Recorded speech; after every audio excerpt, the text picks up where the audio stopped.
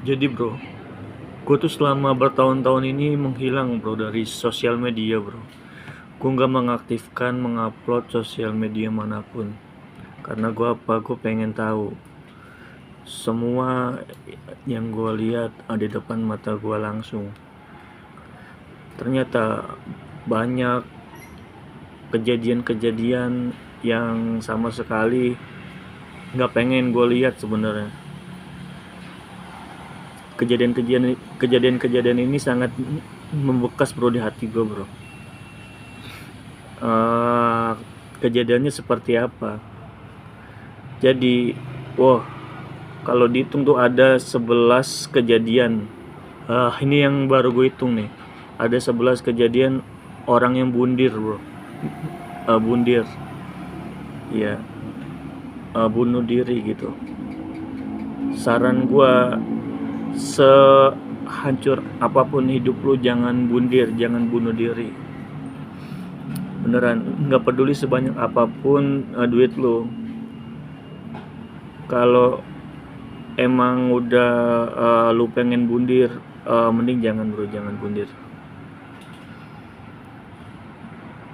Ya gitu. Jadi siapa sih orang yang udah bundir gitu? Contoh yang gue udah pernah temuin adalah Rahul Pinem. Rahul Pinem bro. Jadi gue lagi naik ride dulu, terus gue ketemu Rahul Pinem di depan Senayan. Nah terus karena dia nggak dapat ojek kan, dia jadi melambai-lambai tangannya tuh, pengen ikut gua gitu, pengen cari tumpangan. Dia pengen balik ternyata ke stasiun Gambir. Dia dari Gambir mau ke Bandung. Nah gitu. Jadi sepanjang perjalanan dia tuh cerita, katanya habis tanding tinju, katanya gue nggak tahu dia tuh tingkatnya apa. Dia bilang katanya se Asia gitu. Terus si Rahul Pinem itu bilang katanya dia mau bundir di Bandung, katanya nggak mau bundir di Jakarta gitu. Lo emang masalahnya apa gitu kan? Masalahnya karena dia seminggu diabaikan pacarnya, nggak mendapat kontak pacarnya selama seminggu katanya. Cuman gara-gara itu bro.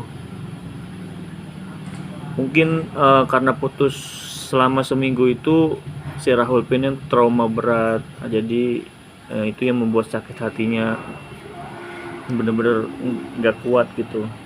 Jadi ini para wanita-wanita nih, jangan sekali-kali sakitin perempuan, jangan sekali-kali sakitin laki-laki. Karena bisa jadi yang sakit hatinya itu bukan perempuan tapi laki-laki. Karena ada laki-laki yang bener-bener soft spoken, yang hatinya lembut banget gitu. Iya, yang misalkan disakitin gitu nggak bisa gitu kan. Rahul Pinem tuh kuat ya, kuat gitu. Terus duitnya mah banyak karena habis tanding tinju. Ya bukan berarti dia duitnya banyak terus kuat, hatinya juga kuat gitu kan. Bisa jadi yang banyak duitnya yang kuat itu sebenarnya hatinya rapuh gitu. Ya gitu. Gue ketemu Rahul Pinem, gue nganterin dia ke Gambir. Terus gue nggak nyangka liat beritanya dia udah bundir di apartemennya, katanya di lantai 5. Ya gue nggak nyangka sih. Emang di motor tuh kayaknya sedih banget bro. Dia kayak punya masalah berat gitu, yang dia curhat juga kayaknya ke siapapun gak ada gunanya gitu. Pengennya dia ketemu sama pacarnya ini, cuman pacarnya ini menghilang selama seminggu. Iya, pacarnya menghilang selama seminggu gitu. um, jadi perempuan-perempuan ini mending jangan ghosting dah, bener. Kasihan laki-lakinya, banyak yang kayak gitu juga, yang perempuan ghosting. Ada deket rumah gua, rekaman lama, ya kan dia bundir dari tower tower yang tinggi gitu. Tower sekarang udah dibongkar jadi perumahan.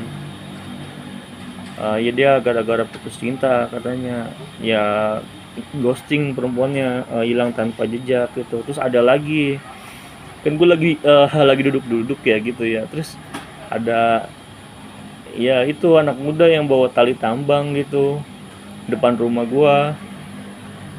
Ngapain itu? Terus pas setelah besoknya baru tuh masuk WA grup RT kan, bundir dia ternyata, bundir, katanya karena ya istrinya suka marah-marah, terus dia itu ekonominya susah mungkin. Iya beneran. Dia bundir, gantung diri di pohon. Aduh, mending jangan bundir dah. Terus banyak lagi bro, pokoknya ada 11 lah, yang gue hitung. Terus apa namanya, lu inget gak yang kejadian yang apartemen itu yang sekeluarga meninggal itu? Nah itu gue juga tahu tuh. Gue lagi San Mori kan waktu itu, gue nganterin suaminya tuh. Gue nganterin suaminya, terus dia cerita katanya saya tuh habis kena PHK katanya gitu. Kena PHK, terus karena nggak punya duit, cicilan apartemennya katanya masih jalan gitu. Terus ya udah, dia karena istrinya juga boros kan katanya, terus itu anaknya banyak, itu ada dua apa tiga, ada dua gitu ya. Ya udah gitu, nah akhirnya dia memilih bundir gitu karena ekonomi gitu. Masih banyak lagi bro. Ada yang juga di ghosting pacarnya, terus dia menabrakkan dirinya di kereta gitu. Kan gue lagi ceritanya lagi naik kereta ya, terus gue kan berhenti tuh di palang pintu. Terus gue ya ngajak ngobrol lah, apa namanya, itu kan anak muda kan lagi makan tuh di situ sama petugas yang jaga rel kereta gitu. Ya udah gue ikut nongkrong aja, terus dia habis makan, selesai makan gitu, terus dia apa namanya, selesaikan makannya, terus menabrakkan dirinya di kereta. Sebelumnya dia nanya juga kan, bang ini keretanya kapan berangkat gitu, kapan datang? Sebentar lagi katanya gitu. Terus dia menyelesaikan makannya langsung menabrakkan dirinya di kereta. Aduh trauma banget itu gue ngeliatnya beneran. Bunyinya tuh dek gitu, aduh. Masih banyak lagi bro cerita bro ya. Pertama kali gue ngeliat orang bundir tuh tetangga gue sendiri. Dia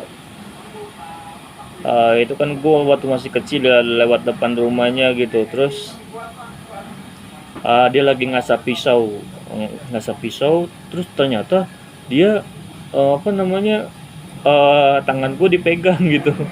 Gue mau ikut dibunuh sama dia, katanya mau ikut mati bareng dia gitu. Terus gue minta tolong kan, tolong gitu. Terus tuh nggak ada teman gue yang nolongin gitu, yang masih bocil, bang jangan pak jangan pak gitu.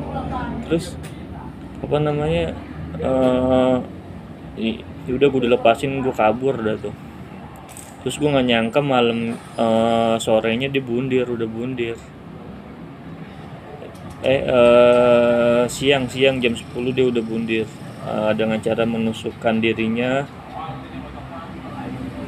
dengan pisau gitu. Dia naik ke atas tembok, terus dia menjatuhkan dirinya, menusukkan perutnya pakai pisau gitu.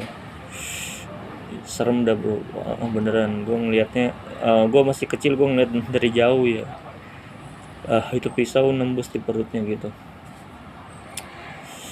trauma gue seumur hidup itu ngeliatnya masih kecil. Ya makanya doalah kepada mereka yang udah nggak ada.